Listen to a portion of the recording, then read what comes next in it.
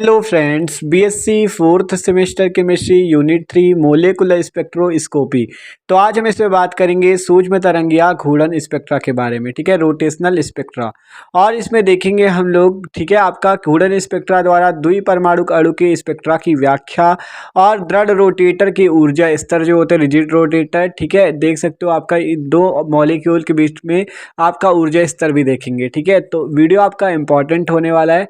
BSc fourth semester chemistry का topic है घूर्णन स्पेक्ट्रा, माइक्रोवेव और रोटेशनल स्पेक्ट्रा। ठीक है, तो टॉपिक यार आपका इंपॉर्टेंट, एकदम आसानी से समझेंगे, तो प्लीज वीडियो को लास्ट तक देखना। ठीक है, तो देखो देखते हैं।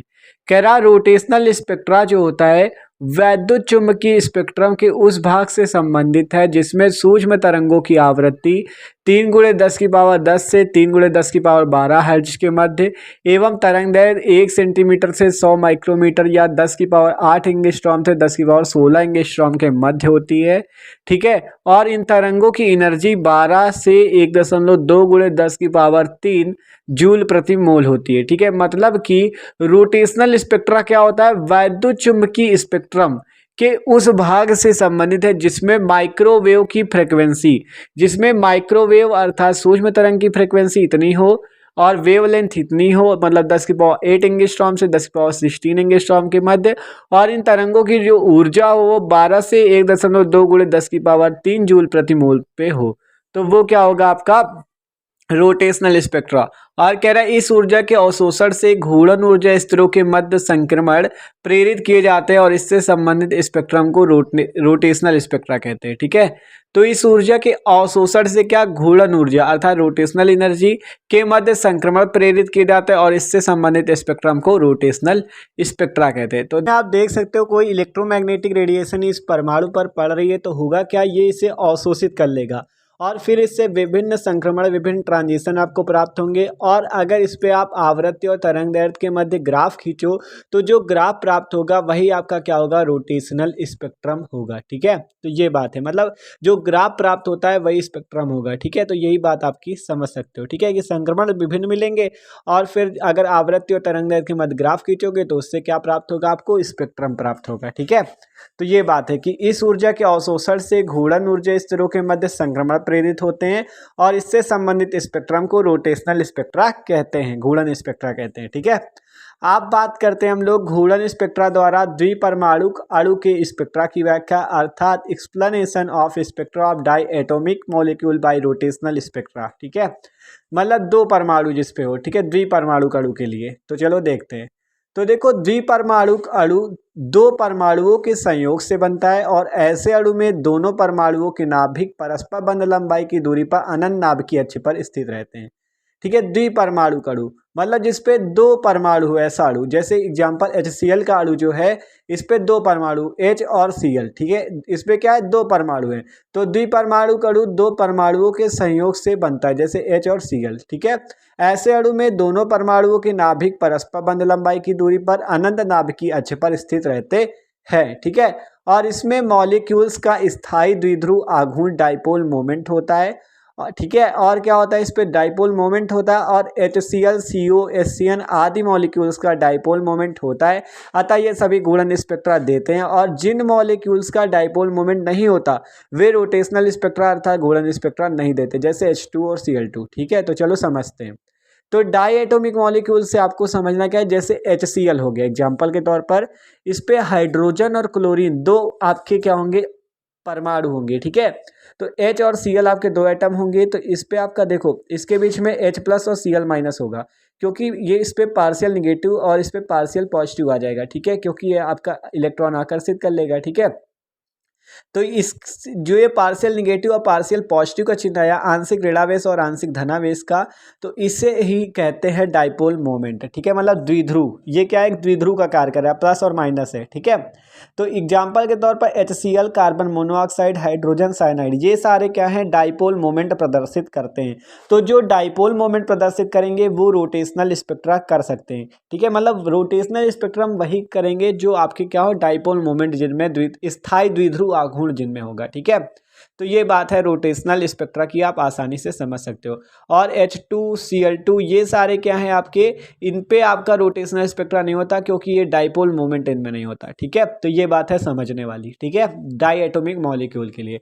तो देखो द्विपरमाणु अणु दो परमाणुओं के सहयोग से बनता है और ऐसे अणु में दोनों परमाणुओं के नाभिक परस्पर बंध लंबाई की दूरी पर अनंत नाप की अक्ष पर स्थित रहते हैं और इन मॉलिक्यूल्स में डाइपोल मोमेंट होता है, ठीक है। एग्जाम्पल के तौर पर HCl, CO, HCN आदि मॉलिक्यूल्स का डाइपोल मोमेंट होता है, अतः यह रोटेशनल स्पेक्ट्रा देते हैं। और जिन मॉलिक्यूल का डाइपोल मोमेंट नहीं होता वो नहीं देते हैं, एग्जाम्पल H2Cl2 ETC, ठीक है।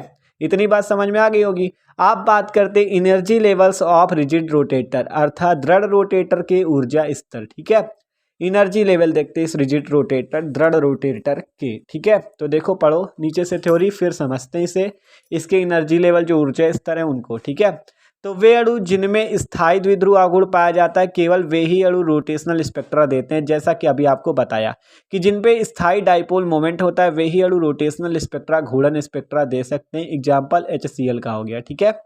तो ये बात आप समझ सकते हो आसानी से, ठीक है।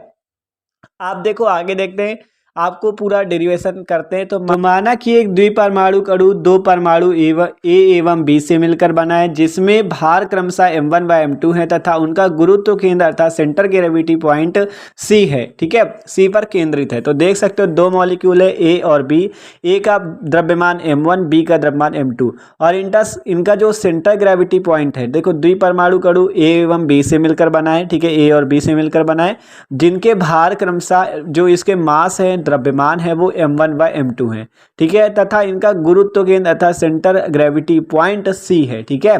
तो देख सकते हो ये ग्रेविटी सेंटर पॉइंट है आपका गुरुत्व बिंदु, ठीक है, गुरुत्व केंद्र बिंदु। तो देख सकते हो आपके द्विपरमाणु अणु दो परमाणु A एवं B से मिलकर बना है और m1 m2 इनके भार हैं और गुरुत्व केंद्र C बिंदु पर केंद्रित है, ठीक है। इतना बात समझ में आ गई। अब इस C बिंदु से इस परमाणु A की दूरी r1 है और इस C बिंदु से परमाणु B की दूरी कितनी है, r2 है, ठीक है। और इन A और B के बीच की कुल दूरी r0 हमने मान रखी है, ठीक है। तो यहाँ से लिख सकते हो r0 equal to r1 plus r2, ठीक है, क्योंकि दोनों के बीच की दूरी है r1 प्लस r2। यहाँ से आप r1 की वैल्यू निकाल सकते हो r0 माइनस r2, ठीक है, r2 उधर चला जाएगा और r2 की वैल्यू r0 माइनस r1, ठीक है। तो इन तीनों के इक्वेशन मानते चले जाना 1, 2 और 3। आप मॉलिक्यूल गुरुत्व केंद्र C के चारों ओर संपूर्ण रूप से घूर्णन करता था, रोटेशन पूरे रूप से करता है। तो यहाँ से आप लिख सकते हो m1 r1 equal to m2 r2, क्योंकि रोटेशन घूर्णन जो है वो पूर्ण रूप से संपूर्ण रूप से करता है। तो m1 r1 इक्वल टू आप लिख सकते हो m2 r2 के, ठीक है, क्योंकि m1 द्रव्यमान r1 त्रिज्या m2 द्रव्यमान r2 आपकी क्या हो जाएगी दूरी है, ठीक है। तो m1 r1 equal to m2 r2। तो ये हो गया समीकरण नंबर 4। अब यहाँ से आप लिख सकते हो किसी m1 भार वाले मॉलिक्यूल का जड़त्व आघूर्ण मोमेंट ऑफ इंटेरिया जो गुरुत्व केंद्र से r1 दूरी पर है उसका m1 r1 स्क्वायर और r2 दूरी वाले का जो जड़त्व आघूर्ण होगा वो m2 r2 स्क्वायर होगा। मतलब कि मोमेंट ऑफ इंटीरियर जो गुरुत्व केंद्र से r1 दूरी पर उसका कितना जड़त्व आघूर्ण होगा, m1 r1 स्क्वायर, और जो r2 दूरी पर है उसका m2 r2 स्क्वायर। तो यहाँ से आप संपूर्ण जड़त्व आघूर्ण क्या लिख सकते हो, I equal to m1 r1 का square plus m2 r2 square, और इसे मान लो समीकरण नंबर 5, ठीक है। इतना कर लोगे आसानी से। आप देखो इसे क्या लिख सकते हो, m1 r1 इंटू r1, क्योंकि r1 का स्क्वायर था इसको ऐसे लिख दिया और r2 के स्क्वायर को ऐसे लिख दिया m2 r2 इंटू r2। ऐसा क्यों किया अभी आपको पता चलेगा। देखो m1 r1 और m2 r2 की जगह यहाँ m1 r1 इक्वल टू क्या m2 r2, तो यहाँ पे आप m1 r1 की जगह क्या लिख दोगे m2 r2, तो यहाँ से और m2 r2 की जगह क्या लिख दोगे m1 r1, ठीक है। तो देख सकते हो m2 r2 r1 plus m1 r1 r2 ये हो गया। दोनों में देख सकते हो r1 r2 आपको कॉमन मिल रहा होगा, ठीक है, ये r1 r2 ये r1 r2, तो इसको कॉमन ले लो। तो I equal to r1 r2 कोष्ठ में m1 प्लस m2, इसे मान लेना इक्वेशन नंबर 6, ठीक है, समीकरण नंबर 6 मान लिया इसे। तो इतना कर लोगे आसानी से, समीकरण नंबर 6 तक तो बना लोगे, ठीक है, अभी तक तो कोई दिक्कत नहीं। आप देखो आगे, अब ये जो समीकरण 4 था m1 r1 equal to m2 r2, तो यहाँ से आप लिख सकते हो m1 r1 equal to m2 r2 की जगह क्या लिख सकते हो, देखो r0 इक्वल टू था r1 प्लस r2, तो यहाँ से आप r2 की वैल्यू निकालो तो कितनी आ जाएगी, r0 माइनस r1, तो वही वैल्यू हमने यहाँ रख दी r0 माइनस r1। तो यहाँ से r1 इक्वल टू अब क्या आ जाएगा m2 बटा m1 r0 माइनस r1, मतलब जो m1 उधर गुणे में था इधर भाग में आ गया। आप देखो क्या हो जाएगा, ये जो r1 आपका है इसके इक्वल क्या होगा, r1 equal to m2 upon m1 और यहाँ पे इसका गुणा हो गया R0 minus M2 upon M1 R1, मतलब M2 अपॉन M1 का अंदर गुणा कर दिया। अब जो ये उधर M2 अपॉन M1 R1 था इसको इधर ले लिया, ठीक है। अब सॉल्व कर लेंगे तो देख सकते हो एलसीएम लिया, यहाँ बटे में 1 लिख लो, एलसीएम ले लोगे तो क्या आ जाएगा M1 R1 plus M2 R1 upon M1 equal to M2 upon M1 और नॉट, ठीक है। दोनों तरफ M1 है नीचे तो M1 M1 कैंसिल हो जाएगा, बचा क्या M1 R1 plus M2 R1 equal to M2 और नॉट। तो यहाँ से R1 की वैल्यू निकालोगे, M1 प्लस M2 कॉमन हो जाएगा तो ये नीचे आ जाएगा, तो R1 इक्वल टू आ गया M2 और नॉट बटा M1 प्लस M2, और इसे मान लेना इक्वेशन नंबर 7, ठीक है। आप फिर से समीकरण 4 से देखो M1 R1 equal to M2 R2 था, तो इस बार आपको R1 की जगह क्या रख देना, R0 माइनस R2। देखो R0 इक्वल टू क्या था, R1 प्लस R2, और नॉट पूरी दूरी थी, ठीक है। तो यहाँ से आप R1 की वैल्यू निकालोगे तो कितनी आ जाएगी, R0 माइनस का R2, ठीक है, R0 माइनस का R2, ठीक है। तो यहाँ से आप रख सकते हो R1 की जगह R0 माइनस R2, तो यहाँ पे आप क्या हो जाएगा M1 और not minus M1 R2 equal to M2 R2, ठीक है। M1 हो गया तो M1 प्लस M2 आ गया। अब R2 की वैल्यू निकाल लो तो कितनी आ जाएगी, M1 और नॉट बटा M1 प्लस M2।